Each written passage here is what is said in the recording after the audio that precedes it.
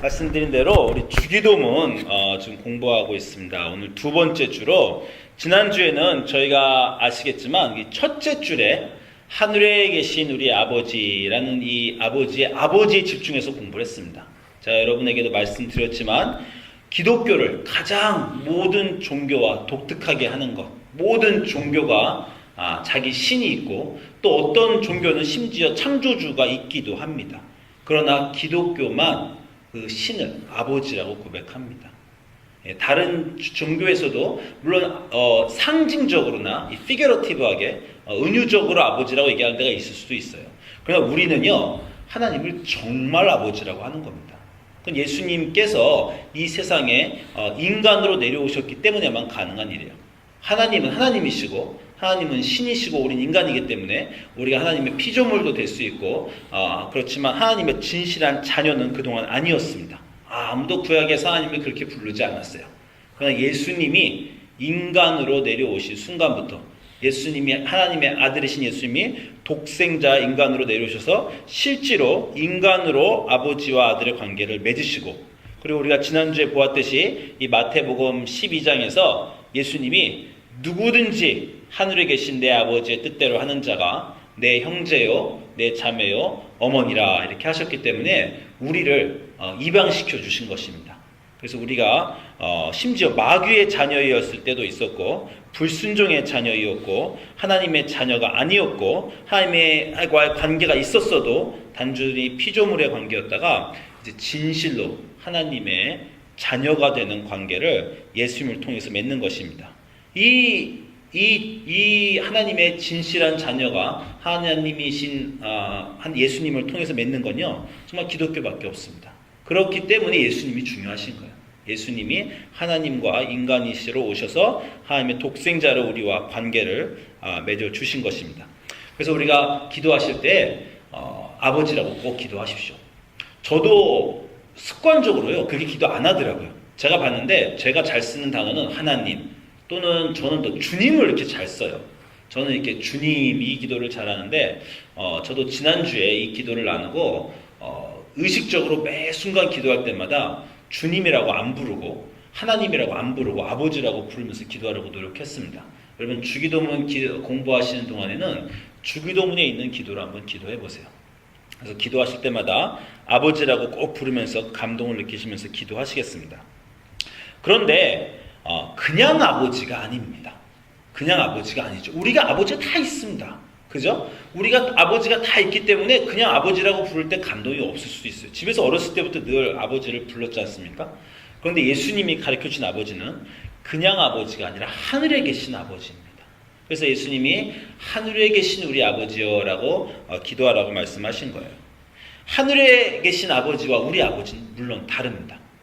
첫 번째로 아버지이기 때문에 친밀한 관계가 있고요. 아버지와 아들 관계에 진실한 사랑 관계도 있지만 그러나 우리 육신의 아버지와 하나님 아버지는 다릅니다. 죄송한 말씀이지만 우리 육신의 아버지들은 한계가 있으십니다. 인간이십니다. 그죠? 인간이시기 때문에 아무리 우리를 사랑하셔도 실수도 하시고 또 잘못된 것도 가끔가다 인도하실 수도 있고 우리에 대해서 다 모르실 수도 있어요. 그러나 우리가 하나님 아버지라고 말할 때는 하나님은 우리의 아버지를 초월한 그것보다 더 깊고 확실한 아버지라는 고백을 하는 것입니다. 여러분 언제 아버지와 어머니로부터 자기가 독립된다고 느끼신 적이 언제 있으세요, 인생에서? 저는 아주 우습게 그 순간이 있었는데 제가 고등학교 때 친구들과 한번 술을 마셨습니다. 고등학교 때 술을 마시고 취했어요. 그래서 이제 집에 들어갔습니다. 그러니까 부모님이 깜짝 놀라셨죠. 그때까지는 이제 착하게 잘 살던 아들이 친구들하고 술을 먹고 왔으니까 부모님이 아주 얼굴이 다 변하셨어요. 그래서 제가 많이 마셨던 것 같아요. 왜냐하면 제 느낌에 이제 혀가 꼬부라졌습니다. 그래서 제가 똑바로 말을 못했어요. 근데 술을 취하니까 이 술이 한 가지 하는 커다란 일이 있죠. 마음을 열어줍니다. 그죠? 마음을 열고 막 뭔가 평소에는 이렇게 뭔가 막혔던 걸 뭔가 탁 풀어주는 술이 그런 게 있잖아요.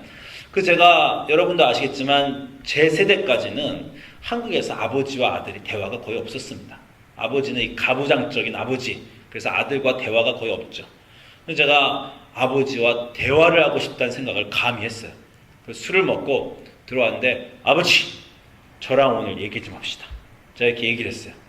근데 아마 제 발음도 아버지 저랑 오늘 얘기 좀 해요. 아마 이 정도로 아마 꼬였을 거예요. 근데 어머니 아버님이 정색을 하시더니 아버지가 화가 나셨어요. 그러더니 뭔 얘기냐, 네 방에 들어가 자라 이러는 거예요. 근데 저는 정말 그때까지 태어나서 아버지와 이렇게 대화를 해본 적이 없어요. 물론 뭐 밥 먹는다, 뭐 차를 탄다 이런 말고요. 앉아서 뭐 인생에 대해서 이렇게 얘기해 본 적이 없었던 겁니다. 정말 그게 해보고 싶었어요.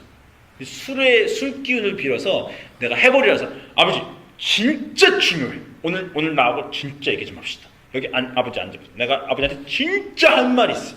정말 어렸을 때부터 막 담아왔던 얘기. 아버지 정말 할 말 있어요 하고 앉아서 전 정말 태어나서 처음으로 아버지와 뭔가 얘기를 정말 해보고 싶었어요. 근데 아버지 얼굴이 굳어지시더니 당장 가서 발 닦고 손 닦고 방에 가서 자고 정신 맑아지면 내일 얘기하겠다 이렇게 얘기를 하시는 거예요. 그때 제 안에서 뭔가 끊어졌습니다. 그 제가 느꼈어요. 아, 아버지가 내 모든 걸 알지 못하는구나. 그때까지 아마 이건 너무나 당연한 건데 왜 그런지 제가 믿고 있었던 것 같아요. 말하지 않아도 어머니와 아버지는 내 속에 있는 걸 알고 계시겠지. 나의 모르는 것도 어머니 아버지는 알고 계시겠지. 아주 무의식적으로 어머니와 아버지에게 기대는, 태어나서부터 아이들은 그렇잖아요. 태어나서부터 부모에게 기대는 어떤 것이 있었는데 그 순간에 제가 갑자기 정말 무슨 절벽 앞에 딱 쓴 것처럼 아버지는 그동안 한 번도 말하지 않았지만 그래도 말하면 우리 아버지와 나는 통할 줄 알았는데 아버지와 나는 별개의 사람이구나. 아버지는 아버지고 나는 나고 아버지가 이해하지 못하는 내가 있고 내가 결코 이해할 수 없는 아버지가 있구나. 이거 사실 10대 초반에 다 아는 겁니다. 사춘기 초반에. 근데 저는 좀 늦게 알았어요, 이거를. 그 고등학교 거의 3학년 때 돼서 이 사실을 알았습니다. 제가 그날 저희 집에는 바로 뒤에 산이 있었는데요. 산에 올라가서 밤새 펑펑 울었어요. 뭔지 그렇게 서럽더라고요. 뭔가 아마 이 유년기가 끝난 것 같은 그런 느낌이에요. 아, 나는 더 이상 부모님과 나는 별개구나. 부모님은 부모님. 아무리 부모님이 날 사랑해도 부모님은 부모님, 나는 나구나. 이런 느낌이 제가 들더라고요. 우리가 아무리 부모님과 사이가 좋아도 부모님은 우리를 다 이해하실 수 없습니다. 우리도 우리 아이들을 다 이해할 수 없어요. 그들의 깊은 세계를 알 수가 없습니다. 제가 그 이후로 많은 방황도 하고 여러 가지 뭐 이런 짓 저런 짓도 해보고 배를 타고 뭐 바다 끝까지도 가봤어요. 제가 한 모든 일들에 대해서 제가 한 모든 여행길에 대해서 저 어머님이 알지 못하십니다. 여러분이 한 모든 일들이 있잖아요. 여러분이 어떤 걸 숨기고 싶어하는 일, 여러분이 잘못한 일, 여러분 부모님이 분명 모르시는 것들이 있습니다. 어떤 어둠은요, 아무하고도 나눠보지 못하셨어요. 부모님하고도 못 나눠봤고 배우자하고도 못 나눠봤고 자기 가장 친한 친구나 자녀들하고도 나눠보지 못한 외로움과 어둠이 우리 가운데 있습니다. 그런데 우리가 하늘에 계신 아버지라고 고백할 때는요, 그 아버지는 그 모든 것을 다 아시는 아버지라고 고백하는 겁니다. 그렇기 때문에 그냥 우리 아버지가 아니라 하늘에 계신 아버지예요. 여러분 마태복음 10장 29절에 보면 예수님이 비유로 이렇게 말씀하십니다. 참새 2마리가 한 아시리온에 팔리지 않느냐. 그러나 너희 아버지께서 허락하지 않으시면 그 하나도 땅에 떨어지지 아니하리라. 너희는 그 머리털까지도 다 세신 바 되었다. 이게 아주 유명한 말씀 아닙니까? 너희 하나님은 너희 머리털까지도 다 세셨다. 이 말은요, 너희 인생의 모든 것을 발끝부터 머리끝까지 모든 초단위로 분단위로 인생의 모든 시간을 그 하나님은 다 하신다는 거예요. 아무것도 숨길 것도 없고 우리가 모르는 우리 것까지 다 아시고 우리가 어떤 행동을 하고 내가 이렇게 왜 했지라고 내가 모르는 그 동기까지도 그 깊은 것까지도 나도 모르는 내 머리칼 숫자도 하나님은 아신다는 겁니다. 그게 우리가 가진 육신의 아버지와 하나님 아버지의 다른 점입니다. 하나님 아버지, 하늘에 계신 아버지는요, 우리의 육신의 아버지를 초월하시는 우리의 모든 것을 아시는 그런 아버지세요.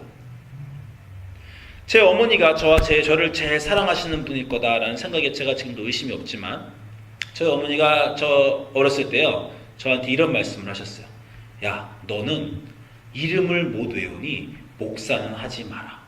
그냥 아무것도 모르고 이런 얘기를 하셨어요. 저희 어머니가 이제 교회를 나가시면서 그 교회 담임 목사님이 큰 교회였어요. 뭐 700명, 1000명 되는 교회인데 그 담임 목사님이 그렇게 교인들의 속속들이 다 알고 계신다는 거예요. 모든 사람을 다 알아서 그냥 아침에 가면 그 많은 사람들의 이름을 다 외우시고 만져주시고 지난주에 뭐 애가 시험 봤다며 뭐 이런 거 다 아신다는 거예요. 근데 이게 저희 어머니한테는 너무 감동이 됐던 거예요. 그래서 목사님이란 분은 이름을 다 아시고 그 가정사를 아시는 분, 이렇게 어머님은 기억하고 계십니다. 그래서 제가 사람들 이름을 제가 정말 못 외워요. 정말 지금도 누군가 교회 새 교인이 오면요, 지난주에 왔는데 제가 이번 주에 새로 오셨어요 이렇게 할 때도 있습니다. 그러니까 정말 이름을 못 외워서 고민하는데, 그걸 보고 제가 아직 신학교도 가기 전에 우리 어머니가 저한테 하는 말씀이, 너는 여러 가지 걸 다 할 수 있지만 이름을 못 외우니 목사나지 마라, 이렇게 얘기를 하셨어요.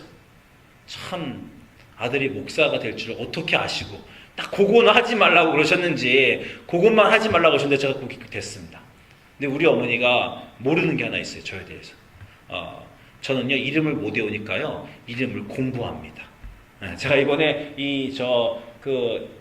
선교 여행 가서 60명이 되는 인디안 학생들이 있잖아요. 도대체 어떻게 이름을 외웁니까? 이름도 다 어려운데. 하나하나 사진을 다 찍어가지고요, 사진을 찍은 다음에 이 폰에다가는요, 이 아이폰에는 자기 이름을 쓸 수 있는, 태그를 붙일 수 있는 그런 기능이 있어요.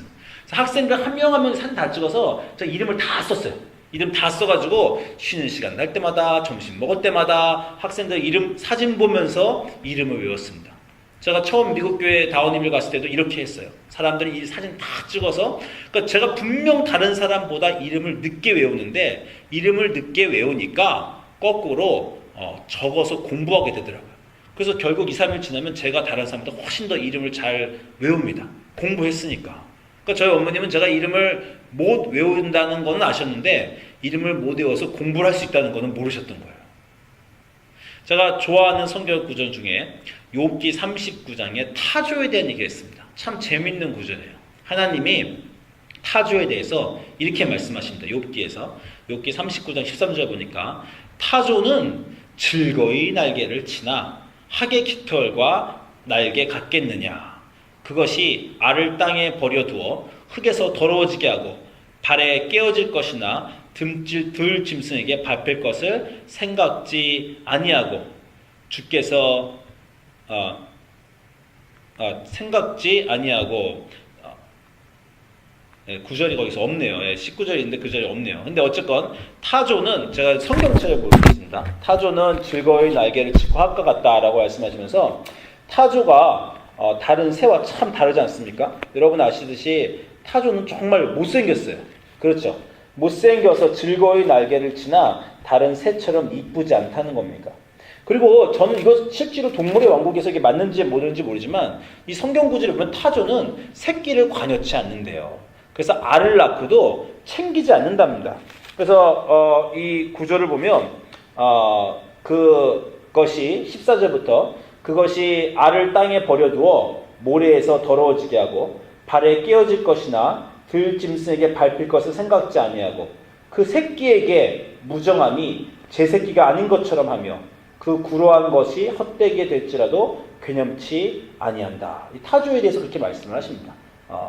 즐겁게 날개를 치지만 예쁘지도 않고, 그리고 새끼를 돌볼 줄도 모르고 알이 남에게 깨져도 걱정도 안 한다는 거예요.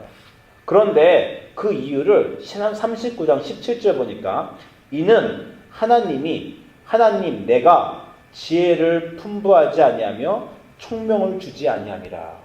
타조가 자기 새끼를 돌보지 못하는데, 타조가 꼭 못나서 그런 게 아니라 하나님이 그 지혜를 주시지 않았답니다. 새끼를 돌보는 지혜를 하나님이 주시지 않았다, 이렇게 얘기를 합니다. 그런데 그 다음 18절에 가면요, 그러나 타조가 그 몸을 떨쳐 뛰어나갈 때는 말과 그 탄자를 비웃느니라, 이런 말이 있습니다. 그러니까 타조에, 이 욥기에 나온 여러 동물들의 얘기인데, 저는 이 타조에 대한 말이 이렇게 가슴에 왔어요. 왜냐하면 못생겼잖아요. 저도 좀 못생겼다고 제가 스스로 생각을 합니다. 볼품이 좀 없어요, 타조는. 그리고 지혜도 떨어진대요. 얼마나 지혜가 떨어지냐면, 자기 자식을 돌보는 모든 생물이 갖고 있는 그 지혜조차 떨어진답니다. 생각해보면 인생에서 모자란 게 참 많이 있습니다. 저는 이렇게 어떤 사람도 보면, 어떻게 저 사람은 저런 성품을 갖고 있을까? 어떤 사람은 저걸 저렇게 잘할까? 나는 근데 왜 저런 성품도 없고 나는 왜 저것도 못하고 그런 이 열등감이 어렸을 때부터 참 많았습니다. 근데 이 구절을 읽으니까 그 열등감은 하나님이 주시지 않았기 때문에 그렇다는 거예요. 그러니까 여러분이 혹시 여러분 인생에서 못하는 거 있죠. 어떤 분은 정말 나는 영어가 너무 안 돼! 이러는 분도 있어요. 그것도 그렇게 걱정하고 개념하지 마십시오. 하나님이 안 주신 거래요. 네. 하나님 내가 그걸 안 줬다는 거. 어떤 사람에게는 언어의 재능을 안 주고 어떤 사람은 산수의 재능을 안 주고 어떤 사람은 운동의 재능을 안 주고 어떤 사람은 음악의 재능을 안 주고 내가 안 줘서 네가 못한다는 거예요. 그러나 그걸 안 주는 대신 내가 다른 거는 멋있게 줬다는 겁니다. 그래서 하나님이 타조한테 말하기를 그냥 날개도 예쁘지 않고 그리고 새끼도 돌보지 못하고 다 내가 안 줘서 그런 거고 그렇지만 내가 걔는 빠르게 뛰게 만들었다. 그래서 타조가 뛸 때는 말 탄 자와 말들도 비웃으면서 뛴다. 저는 그 모습을 참 그려볼 때 아름답습니다. 이 아무것도 못하는 타조가 그 못생긴 새가 막 말보다 빨리 뛰어가는 그 모습을 보면 그러면서 말을 비웃는다는 거예요. 내가 그렇게 만들었다라는 것입니다. 하나님이 우리를 만드셨고요. 우리에게 좋은 것도 주셨고 안 좋은 것도 주셨는데 안 좋은 건 어쩔 수가 없습니다. 그러나 그 좋은 것을 우리 안에 심어 주셨다는 거예요. 그것이 하나님이 우리를 만드신 놀라운 것입니다. 시편 139편에 보면 하나님이 우리를 만드셨을 때 이렇게 만드셨다고 그럽니다. 주께서 내 내장을 지으셨으며 나의 모태에서 나를 만드셨나이다. 내가 주께 감사함은 나를 지으심이 심히 기묘함이라. 여러분 이게 한국말이요. 심히 기묘하다 말하죠. 영어 번역을 보면요. He made me wonderfully and fearfully. 그렇게 말씀하세요. 놀랍고 심지어 두렵게 만들었다. 우리를 두려울 정도, 다른 생물들이 우리를 두려워할 정도로 놀랍고 두려워할 정도로 우리를 멋있게 만드셨다는 거야. 그게 우리 창조주 하나님이 우리를 만드신 방법입니다. 자, 한 가지만 더 얘기하면요. 제가 어렸을 때 제가 어렸을 때 또 한 가지 얘기인데, 제가 어렸을 때 왼손잡이였어요. 제가 왼손잡이였는데, 전 세계적으로 제가 이번에 인도 학생들을 만나니까 또 그렇지만, 인도는 특별히 왼손을 싫어하죠. 오른손만 쓰지 않습니까? 먹는 손, 닦는 손, 그러잖아요. 한국도 옛날에 왼손잡이는 정말, 사위도 못 되고 남의 집에 그렇게 됐습니다. 그래서 제가 어렸을 때 왼손잡이였는데, 우리 어머님이 제가 왼손을 밥 먹고 있으면, 재성아 저기 봐! 그럼 제가 저기 보면 숟가락 오른쪽으로 옮겨놨대요. 그럼 제가 뭐 엄마? 그러다 다시 오른손으로 밥을 먹었답니다. 그럼 그 다음에 또 왼손으로 밥 먹기 시작하면 또 재성아 저기 봐! 그럼 제가 엄마? 그러면 또 숟가락 오른쪽으로 옮겨놨대요. 어머님이 3개월 동안 이렇게 하셨대요. 그러니까 3개월이 지나니까 왼손으로 밥을 먹던 제가 오른손으로 밥을 먹기 시작했다는 겁니다. 그 어머님이 제 왼손잡이를 오른손잡이를 고치신 거예요. 그 어머니 저를 고치신 이유는 저를 사랑해서 고치셨습니다. 그죠? 왼손잡이가 이 사회에서 문화적으로 다 따돌림을 당하니까 그렇게 하신 거예요. 근데 여러분 지금은요 왼손잡이가 각광받는 세대입니다. 그죠? 뭐 뇌가 공부도 안 해도 왼손으로 공부한 사람이 오른쪽 뇌를 써서 창의력이 있다 뭐 이렇게 얘기하죠. 그리고 제가 최근에 작년에 우리 제 딸이 축구를 하면서 딱 보니까 아니 왼발로 그렇게 슛을 잘 쏘는 거예요. 제가 보면서 아니 제가 내 딸인데 어떻게 왼발로 저렇게 슛을 쏘나? 그러니까 갑자기 생각이 난 거예요. 나도 그럼 왼발잡이였나? 그러면서 제 어머님이 왼손으로 저를 왼손잡이 오른손잡이로 고치신 게 제가 생각이 나더라고요. 제가 지난번에 말씀드린 것 같지만 제가 정말 공이랑 공으로 하는 운동은 다 못합니다. 아주 엉성해요. 달리기는 그렇게 잘하고요. 제가 정말 뜀박질을 너무 잘하는데 공으로 하는 것만 하면 다 그렇게 엉성해요. 축구도 오른발로 치면 정말 그 한국 사람이 축구할 때 그럽니다. 개발이다 개발 그렇게 말해요. 너무 공을 못 쳐서. 근데 제가 어느 날 딸이 왼발로 축구하는 거 보고 제가 왼발로 공을 다뤄봤습니다. 공이 잘 다뤄져요. 그래서 제가 내가 왼발잡이였구나. 어머님이 고치시지만 않았으면 혹시 내가 왼발잡이로 월드컵에 나가는 게 아니었던가. 뭐 이런 생각이 막 제가 들더라는 거예요. 저희 어머님은 저를 모든 것을 아시고 가장 사랑하셔서 당신이 생각하시는 가장 좋은 것으로 제게 주셨지만 그러나 우리가 자식에게 하는 모든 것도 마찬가지였듯이 확실히 그것이 정말 인생에서 좋은지 우리는 알 수가 없습니다. 그러나 그 모든 걸 아시는 분은요 하늘에 계신 우리 아버지만 아세요. 그러니까 여러분이 주기도문 첫자에 하늘에 계신 아버지라고 말할 때는요 정말 두 가지 믿음을 가지시면 돼요. 내 진짜 아버지로 내 어떤 실수도 내 어떤 잘못도 다 용서해 줄 준비가 되어 있는 그 아버지. 그리고 내 육신의 아버지가 갖고 있는 한계, 육신의 부모가 갖고 있는 한계를 다 뛰어넘어서 내 가장 깊은 것, 나도 모르는 모든 걸 다 알고 계시는, 내 가능성과 잠재력과 미래에 뭘 해야 될 것까지도 알고 계시는 그 하나님. 그리고 내가 못하는 것도 그건 네 책임 아니고 내 책임이다라고 말씀해 주시는 하나님. 내가 안 줘서 그런 거지 네가 못하는 게 아니다. 걱정하지 마라. 두려워하지도 말고 걱정하지도 마라. 그러나 너가 잘하는 것 내가 반드시 네 안에 어떤 좋은 탤런트를 주었다라고 말씀하시는 그런 하나님. 그런 하나님을 우리가 하늘에 계신 아버지라고 고백하는 겁니다. 한 가지 더 말씀드리면요. 여러분이 우리가 하늘에 계신 아버지라고 고백하기 때문에요. 그 순간부터 우리는 하늘 아버지의 아들, 딸, 자녀가 되는 겁니다. 이건 참 놀라운 거고요. 자기의 스스로 존재감을 높여주는 거예요. 저희가 드라마를 잘 보지 않지만 최근에 저희 집사람하고 저하고 이 넷플릭스에서 더 크라운이라는 드라마를 좀 봤어요. 보신 적 있으세요? 넷플릭스에 있는 드라마인데 저도 몇 편밖에 안 봤지만 이 영국의 여왕 퀸 엘리자베스의 어렸을 때의 일을 다룬 겁니다. 퀸 엘리자베스가 처음에 왕이 됐을 때 그 순간의 일을 다뤘어요. 그래서 지금 살아있는 그 왕이 어떻게 이 여자가 아버지에게 왕위를 계승받고 정말 철부지 이 어린 소녀가 왕비로서 성장해 나가는가, 이걸 드라마로 참 재밌게 그렸습니다. 네. 근데 제가 이걸 보면요, 별거 없어요. 이 여자가 무슨 왕비로 태어나서 고귀한 걸 막 갖고 있는 게 아닙니다. 그런데 이 여왕이 되는 건요, 자리가 그렇게 만들더라고요. 제가 이 드라마를 보니까 스스로 여왕이란 자각심을 갖는 거야. 나는 여왕이기 때문에 그렇게 행동하지 않는다. 나는 여왕이기 때문에 내 자신이 고귀하다. 나는 여왕이기 때문에 저렇게 반응하지 않는다. 이렇게 스스로 자기가 자기를 만들어 나가는 겁니다. 자기가 누구냐라고 생각하는 그것이요, 그 자신을 만들어 나가는 거예요. 우리도 똑같습니다. 우리가 그냥 보통 사람을 생각하면요, 옆집 사람들하고 뭐 째째한 걸로 싸우기도 하고, 그게 그랬네, 저 사람이 날 상처 줬네, 뭐 어디 가서 캐시어하고 싸울 수도 있고, 조그만 돈에 가슴이 아파할 수도 있고, 우리가 보통 사람이면 그렇습니다. 근데 여러분이요, 정말 대통령 아들이라고 생각해보세요. 대통령 딸이라고. 또 옛날에 정말 왕의 왕자나 공주라고 생각을 해보십시오. 째째한 걸로 이렇게 싸우시겠어요? 어디 사소한 거 누가 여러분한테 뭐 했다고 여러분이 그거 갖고 막 속상해하고 계셨어요?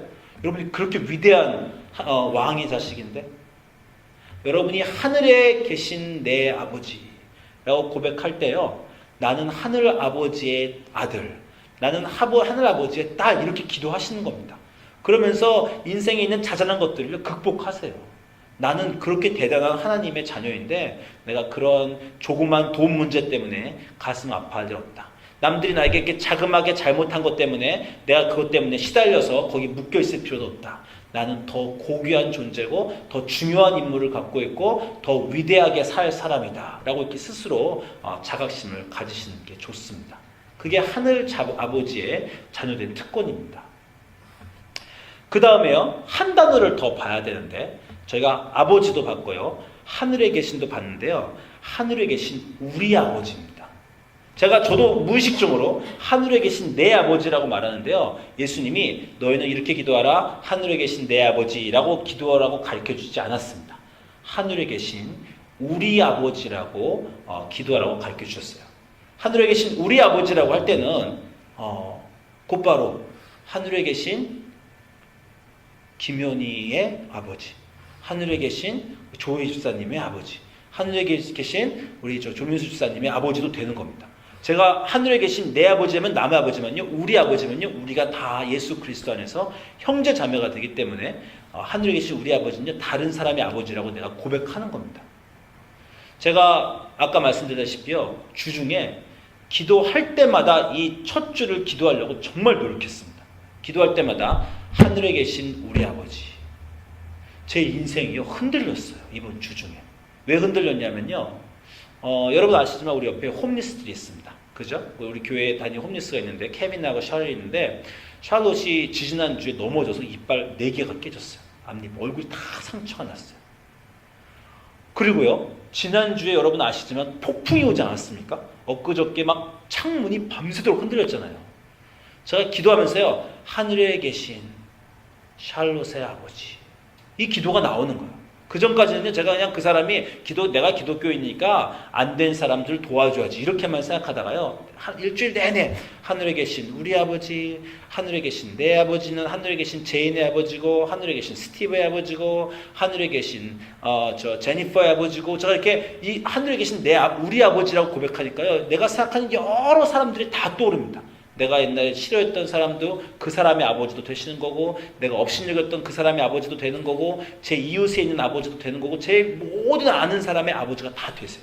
그 기도하는데요, 하늘에 계신 우리 아버지만 2시간 동안 제가 기도하게 됩니다.